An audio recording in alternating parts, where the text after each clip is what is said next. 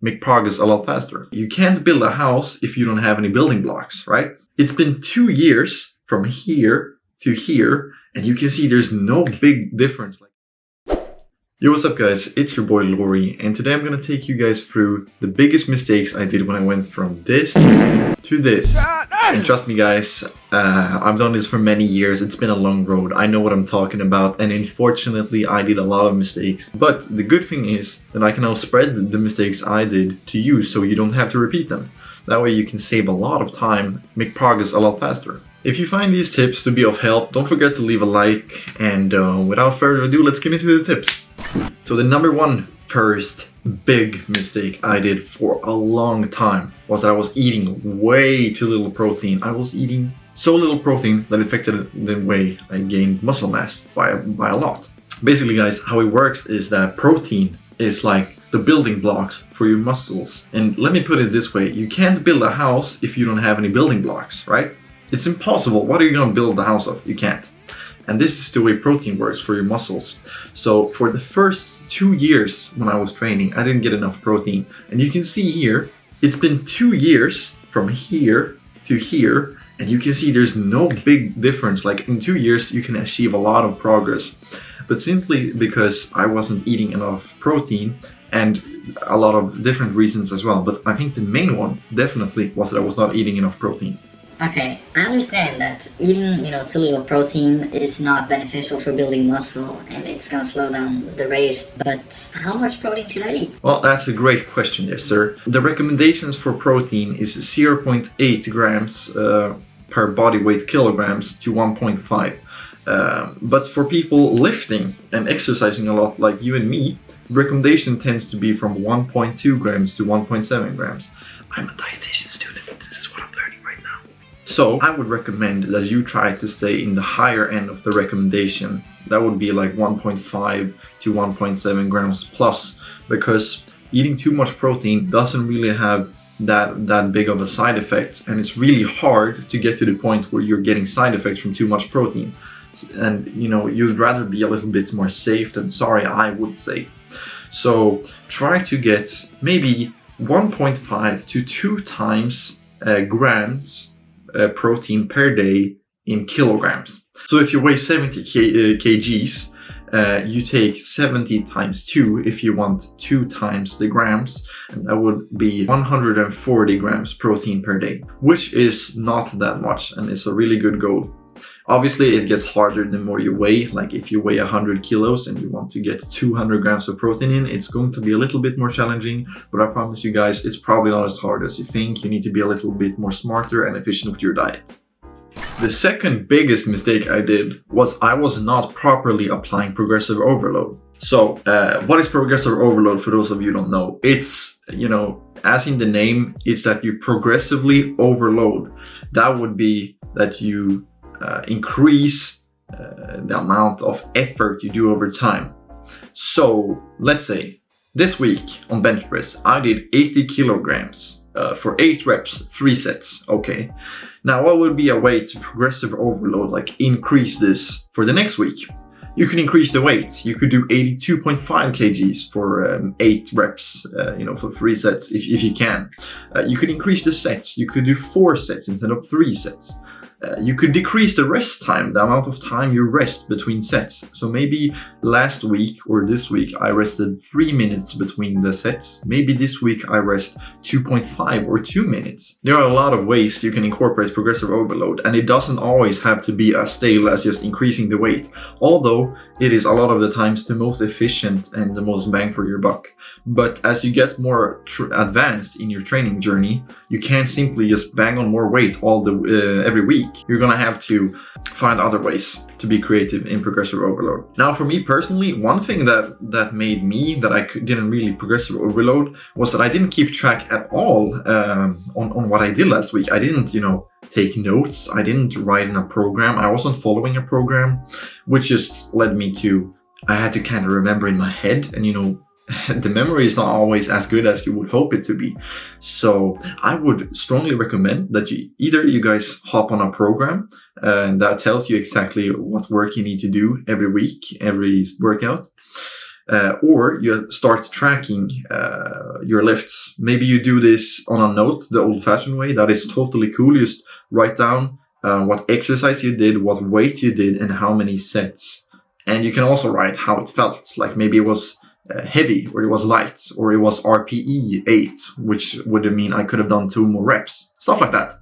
And you can also, obviously a more digitalized way, just write it in a little document online. So I would strongly recommend that you guys do that, because it almost goes 1-to-1 to being able to progressive overload, because you can see like black and white that, okay, I did this weight last week. That's the hard cold facts, and I need to increase that somehow to progress.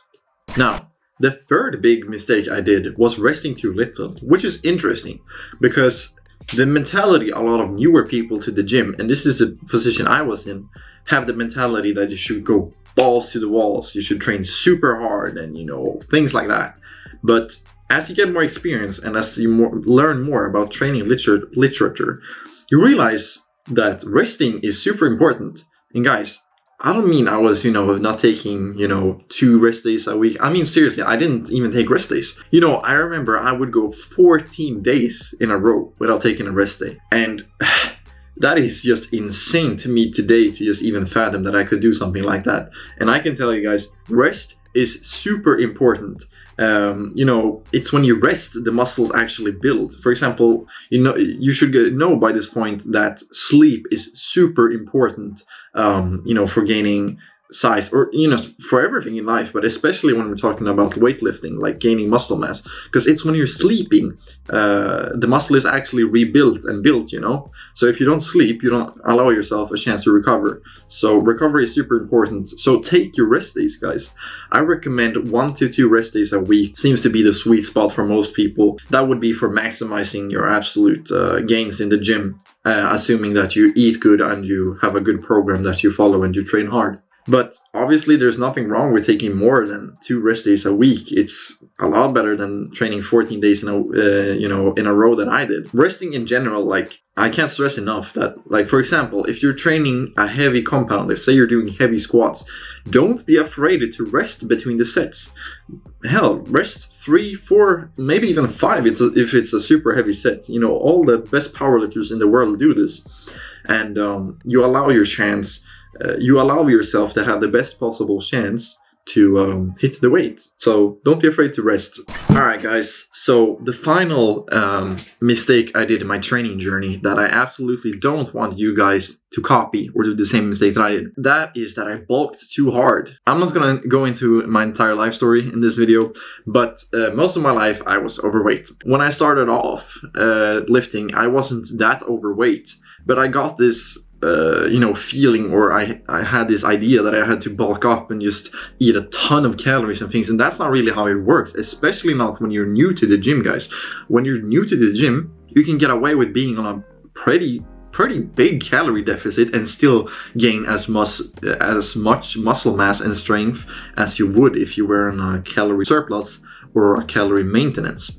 So especially when you're new, take it easy with the bulking, because it's probably unnecessary.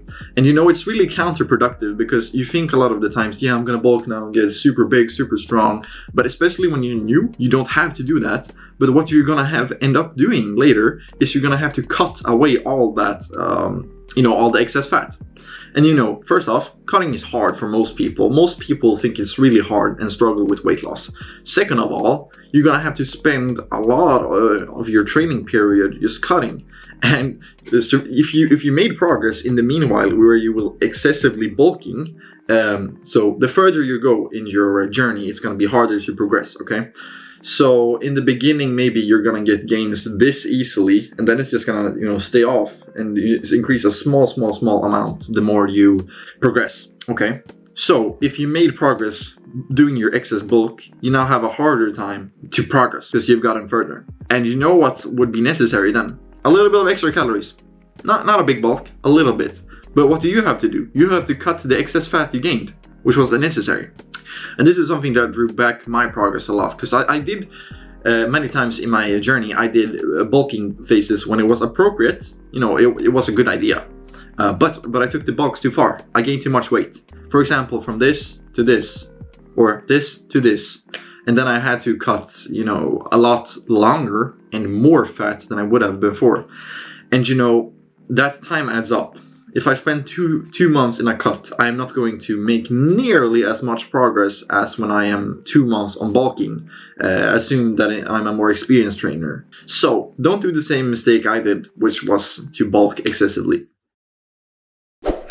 Alright guys, so that is the mistakes, some of the biggest mistakes I did in my training journey, which I don't want you guys doing, because if you do these, you will save yourself so much time and so much hassle. Just, you know, to really show the importance of this to this is 2 years in between of very inefficient training. And this to this is also 2 years of inefficient training. And granted, the harder you train, as I said, it gets tougher, and the difference is much bigger. So I don't want you guys making this mistake. So hopefully these will help you out in your journey. If you enjoyed these tips, leave a like, comment, subscribe, helps a lot. And if this video is appreciated, I will make a part 2, because trust me guys, I'm sad to say it, but I've made a lot more mistakes than this, which can really slow down your progress. So yeah, if it's something that interests you, leave a like, subscribe, and I'll see you guys in the next video. Take care. Bye. Turn on post notifications for Lori. If you don't, you a bitch.